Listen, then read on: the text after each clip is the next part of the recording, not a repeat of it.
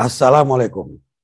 Berjumpa kembali dengan Bang Benny. Kita ngobrol hukum lagi dengan bahasa kampung. Berjuah-juah kita kerina. Teman-teman, ini lagi rame kasus penistaan agama. Kita tahu sudah ditangkap Muhammad KC karena diduga menghina agama. Lalu banyak pertanyaan masuk ke saya, itu bagaimana sebenarnya hukumnya, Bang? Mengenai penghinaan agama ini. Karena ada yang ditangkap, ada yang enggak katanya. Jadi kita akan bahas hukumnya ya teman-temannya. Dan tidak berpihak. Ya kan? Kita membahas hukum supaya kita tahu dan hukum ini ditegakkan apa adanya. Bukan ada apanya. Mengenai penistaan agama ya teman-temannya. Ada beberapa dasar hukum yang harus kita tahu ya. Pasal apa sih yang bisa dikenakan kepada penista agama ini? Jadi terhadap penista agama ada dua pasal yang bisa kita kenakan.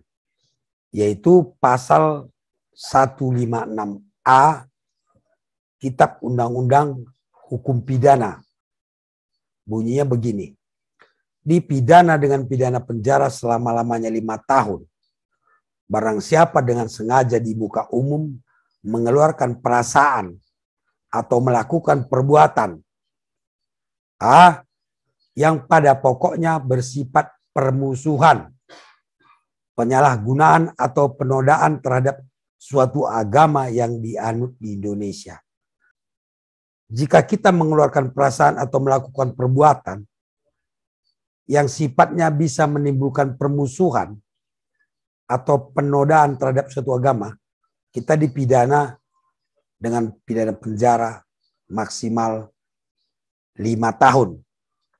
Nah, tapi teman-teman, ini yang penting nih. Ada aturan yaitu penetapan Presiden Republik Indonesia nomor 1 tahun 1965 tentang pencegahan penyalahgunaan dan atau penodaan agama. Di pasal 1 bunyinya begini. Setiap orang dilarang dengan sengaja di muka umum menceritakan, menganjurkan atau mengusahakan dukungan umum untuk melakukan penafsiran tentang sesuatu agama yang dianut di Indonesia, atau melakukan kegiatan-kegiatan keagamaan yang menyerupai kegiatan-kegiatan keagamaan dari agama itu. Penafsiran dan kegiatan mana menyimpang dari pokok-pokok ajaran agama itu. Jadi menurut penetapan Presiden ini, setiap orang dilarang melakukan penafsiran atau kegiatan-kegiatan keagamaan yang menyimpang dari pokok-pokok ajaran agama itu. Jadi kita tidak boleh menafsirkan suatu agama jika menyimpang dari pokok-pokok ajaran agama itu. Kita tidak boleh melakukan kegiatan-kegiatan menyerupai suatu kegiatan agama jika menyimpang dari pokok ajaran agama itu. Nah, kalau itu terjadi ya di pasal 2-nya, barang siapa melanggar ketentuan tersebut dalam pasal 1 diberi perintah dan peringatan keras untuk menghentikan perbuatannya itu di dalam suatu keputusan bersama Menteri Agama, Jaksa Agung, dan Menteri Dalam Negeri. Di pasal 3-nya, apabila setelah dilakukan tindakan oleh Menteri Agama bersama-sama dengan Jaksa Agung dan Menteri Dalam Negeri atau oleh Presiden Republik Indonesia menurut ketentuan dalam pasal 2 tadi, organisasi atau aliran kepercayaan atau mereka masih terus melanggar ketentuan dalam pasal 1, maka orang, penganut, anggota dan atau anggota pengurus organisasi yang bersangkutan dari aliran itu dipidana dengan pidana penjara selama-lamanya 5 tahun. Kemudian di pasal 4-nya, pada Kitab Undang-Undang Hukum Pidana diadakan pasal baru yang berbunyi sebagai berikut. Itulah dia pasal 156A tadi teman-teman. Yang kita bacakan tadi. Jadi kalau menurut peraturan ini, jadi sebelum kita menggunakan pasal 156A untuk penista agama, harus ada peringatan ya dari pemerintah, dalam hal ini Menteri Agama, Jaksa Agung, dan Menteri Dalam Negeri. Harus ada perintah atau peringatan untuk menghentikan perbuatannya. Itu dia. Kalau mengacu kepada pasal 156A. Kemudian selain itu ada juga diatur di Undang-Undang ITE, yaitu pasal 28 ayat 2. Bunyinya begini, setiap orang dengan sengaja dan tanpa hak menyebarkan informasi yang ditujukan untuk menimbulkan rasa kebencian atau permusuhan individu dan atau kelompok masyarakat tertentu berdasarkan atas suku, agama, ras, dan antar golongan. Jadi kita dilarang menyebarkan informasi yang ditujukan untuk menimbulkan rasa kebencian berdasarkan sara ya, agama, ras, dan antar golongan.